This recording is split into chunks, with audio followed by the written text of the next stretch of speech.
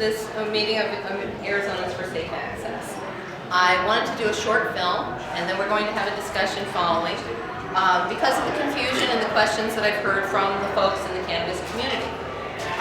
Over the last few weeks, I've had many people coming to me and saying, what are these two initiatives? Why, who's coming from where? What group started what? And so I thought, since I've been here for 8 years in this community, and some people tell me I'm someone who started it, some people tell me I'm the loudest voice in cannabis. I think that it's important for me to speak up to my community, welcome folks, and tell you exactly, where my heart is in this community. We're going to go into some cannabis history after this, after we get through that. Please feel free to raise your hand if you have any questions. We were going to be followed tonight by the normal group at 7 o'clock. However, we had a conflict, unfortunately. I will say I asked the AZFMR lawyer to come and possibly speak tonight so that we could settle some of the questions that I was being asked by folks. And neither did I hear back from them, but they went ahead and changed their meeting venue. So I think it's unfortunate. Last month we had a ton of questions, a ton of things that could have been answered if we could have that lawyer present, but unfortunately they've moved off and we did not hear from the lawyer. I think it's unfortunate because we do need unity. We're all working towards the same goal, legal cannabis in Arizona. And thank you. As I've been working for this for 8 years, again, I just wanted to let you know what I stand for. I stand for understanding and education. I stand for moving public opinion, as was asked by me by the Normal organization. I started with the Normal organization because I believe they're the only one that stands up for the consumer, for the little guy, and they're looking out for all of us, not beholden to any money interest. I followed the advice of Keith Stropp, the founder, who has sat as the Normal's highest attorney there and founder of Normal since 1970.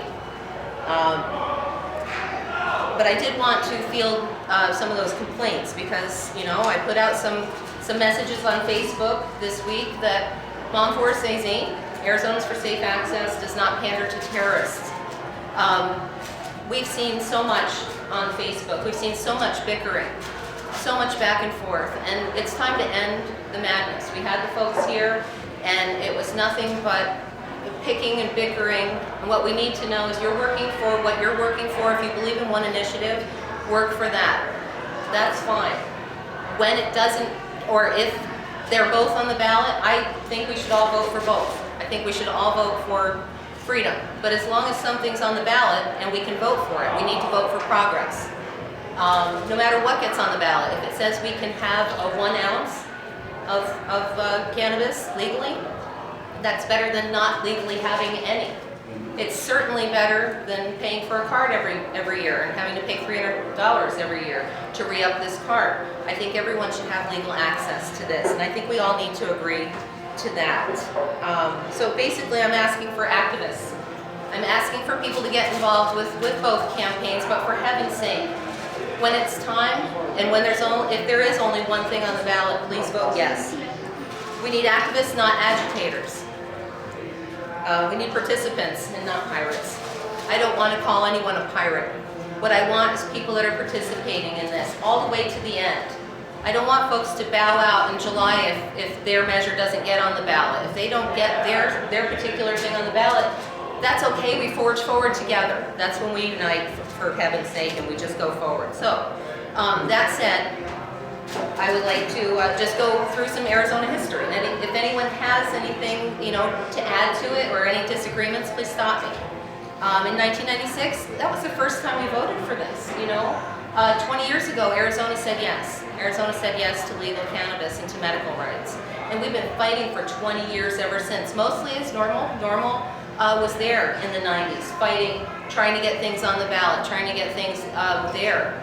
And the main group moved from Phoenix to Arizona, to Tucson, which we've got someone here, thank you for coming out, who was working with Tucson Normal. And, we've all worked around the state, some of us longer than others. Many have worked longer than I have. However, what I've seen in the past few years needs to be discussed, needs to be on the table so that people that are new to our community know exactly where we're at. We've made a couple of attempts, but in 2010, we were able to pass that medical marijuana law. And it brought 90,000 patients in error. Thank you. We were able to pass that. Now, in 2010, I'll go through my history in a minute, but in 2010, we gained that freedom for 90,000 Arizonans. And the Marijuana Policy Project was the organization that brought us that freedom. So it's a step forward. In 2010, we also had another thing, we had folks wanting to legalize that same year, and so our community was split back then, even in 2010. We had folks that are actually working the same campaign, the AZFMR campaign, supported legalizing when we hadn't passed medical yet. So, it's always been a little bit ahead of the game, and my feeling is what I've done is kind of followed the pragmatic rule and the folks that seem to be in charge across the country. When I came in 8 years ago, I saw that 4 out of 5 states in Arizona had either decriminalized or had medical rights. And I thought, I want that for Arizona, how do we do it? So I saw that the Marijuana Policy Project had something to do with all of these. Excuse me. So I called them and I said, what are you doing for Arizona? What's going on? And they said, hey, we're coming, next year. This was 2009. They said, we're coming next year with a medical campaign. You're not going to like it. It's not going to be everything you guys want. And I said, bring it on. We need something. We need freedom in Arizona. And sure enough, they came. The campaign came to our state. And then subsequently, we've gotten medical rights. So thank goodness. But if we had all the folks, think about it, we only won this by less than 5,000 votes. So if we had all the people that were supporting just legalizing, saying no to Proposition 203, our medical marijuana law, why we wouldn't have had those maybe 5,000 votes that we needed to pass 203 and get our medical rights in Arizona. And that's why we need to band together after July 14th, when we know what's on the ballot, folks. We need to band together because every one of your votes counts. Every one. When we vote, we won by less than 5,000 votes. So, cut to 2014, Safer Arizona. Safer Arizona was formed in 2013. 2014, they wrote an initiative too. And it was very, very similar to the Colorado initiative that they were going to pass here in Arizona, and they wanted to pass it in 2014, and many of us in this room actually worked very hard to help with that effort. Unfortunately, they gave me the information that Arizona and the whole history of Arizona, they've never gotten anything on the ballot with a volunteer effort. They also told me that as a NORML representative, at that time I was the state director of NORML in Arizona, Keith Stropp, the founder, told me, at some point you're going to know how many signatures are in, and you're going to, want to pull back because it's probably not going to happen. Generally, it needs to be funded, needs to be organized, and unfortunately, the citizens always have a hard time doing this because we don't have a lot of money. I didn't have a lot of money when I started my first NORML group in 2008. I didn't have any, but what I had was a will for justice. I saw that this was an injustice, we had a need, and the citizens wanted this. So I worked with the people that I felt could get us there, and that was the Marijuana Policy Project. So we worked hard. We worked hard on that, and it fell through. When I started that NORML group, the campaign manager for the Marijuana Policy Project happened to be Andrew Myers. He came and met my daughter. My daughter and I started that group together. There she is now, that's my daughter. And she met Andrew Myers and they fell in love and got married because they did the campaign together. She was a volunteer, just like I am, still to this day. I've never taken money from the Marijuana Policy Project, ever. I've never worked for a campaign. I didn't work for Proposition 203. When that campaign was here, I went back to school. I thought I could do more for justice by having a degree. And then I found out about the possible cure for cancer in 2012 that we may be holding in our hand. And since then, since 2012, when I found out that cannabis could stop the growth of cancer cells, I have not sat down. That's why I stand here today. Thank you. That's why I stand stand here today. That's why I took the position as state director of Arizona NORML. That's why I've asked people to dress appropriately and go down to our state house, go to whoever you need to go to. Get dressed up, impress them, and show them what we've got, because we've got facts from the National Institutes of Health, the National Cancer Institute. And honey, would you check my camera for me? Just make sure I'm picking went up. I want to make sure everybody hears this, especially Bill Montgomery. Because, is it still going? We're good. Bill Montgomery and I have been going back and forth on the Twitter. He had to take down a number of things on his Twitter page because it's so ugly. I found the DEA's Twitter page, and it's full of heroin information. It's full of anti-heroin information, and there's not one mention of cannabis on the DEA headquarters Twitter page.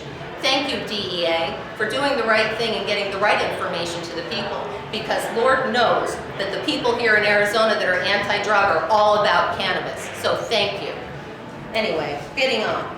I took that position as state director because I thought we needed to be taken seriously, and that's why I did that. I ran into Sheriff Joe Arpaio at one of the protests down at the State House, and he was good enough to listen to me, because I told him we're losing 10 kids a month in Arizona from pharmaceutical overdose. And I thought that was far more important than what MomForce has to say, which is all about cannabis that never killed a life, not one on record.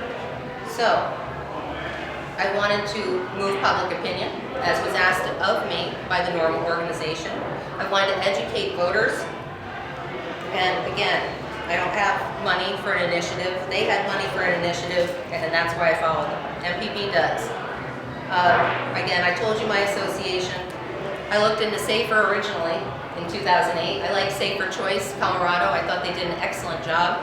That was Mason Tavert. Mason Tavert is the original founder of SAFER. So when a SAFER opened here, I had NORML, in 2013, 2014, I was a state director. SAFER opened, I thought the more the merrier, we can work together, and I hoped that would happen. I still hope that will happen. NORML, Safer Choice didn't have meetings back then.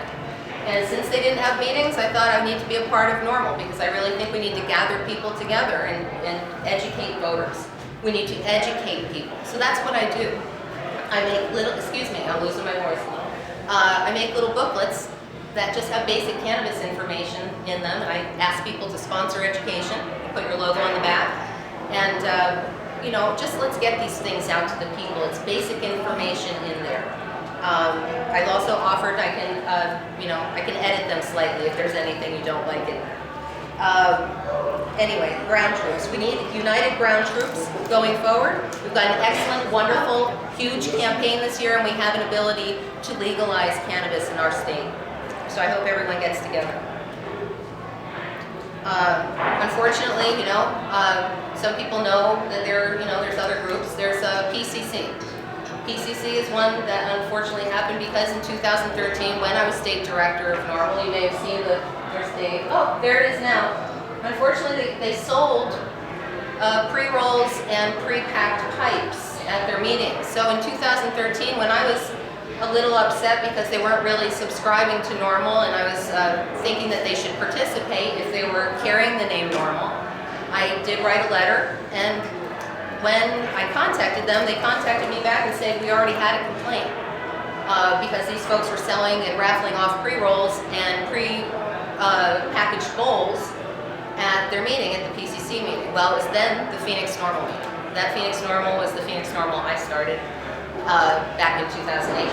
So, they were in violation of the national bylaws. They were asked to comply by the folks in Washington. They rejected that compliance. They chose not to comply, and that is why they are now called the Phoenix Cannabis Coalition instead of Phoenix NORML. It wasn't my doing, it was the folks in Washington. Yes, I did complain because I felt that if you are a part of a national organization, that you are beholden to that national organization in some way, shape, or form, especially if you're taking in monies saying that you are a NORML group. I think that's just part of the bylaws, it's part of the chapter. When you sign up to be a chapter at NORML, it's part of that. So again, moving public opinion, I stand with NORML. I stand with Russ Belville, who wrote an amazing little piece. It wasn't much of anything, just a blurb. But you know, we've got to be decent to each other when we're fighting this. If you don't agree with something, or if somebody asks you about facts, don't come after them personally. Give them the facts that they're asking for. Now, I've been taken to task because I've brought out some facts. And you know, I don't, like I say, I didn't want to diminish anyone else's initiative, but when I find out certain facts, I do bring them to the public, and it's up to you guys to weigh and measure what I'm saying. And some people are going to like what I have to say, and some people aren't. But I came into this wanting legal cannabis. I didn't come in. I've made so many friends, but it wasn't what I came here for. It was for legal cannabis, and I do pray we're going to get there. I stand behind Keith Straub. He's the founder of NORML since 1970. He's my only lawyer. I don't need another one because I don't do anything wrong. Oh, there's that one thing, you know, but we're fighting to change it. I'm an otherwise law-abiding citizen. I'm proud of it. Let's see. So, yeah, there's a couple things in here, you know. Again, NORML, the only reason I chose NORML is because it's a 46-year-old institution. It's the only one that stood up for us back in 1970 when nobody else would. These people are still there. Yes, sir. Got your hand up. I have a question. My name is Bill. Hi, Bill.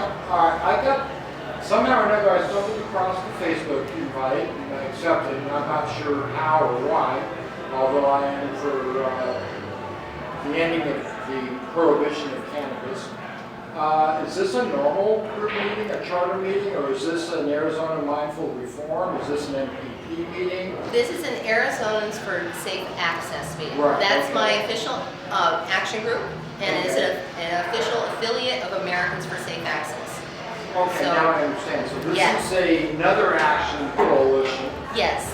that, and you just happen to have background with normal state and national, and you're aligned with MPP from the past, Yes. and you are friends with the Arizona for Mindful Reform. I would like to see cannabis forwarded, no matter who, what, where, how it happens. I've signed both initiatives. Right. I support cannabis completely.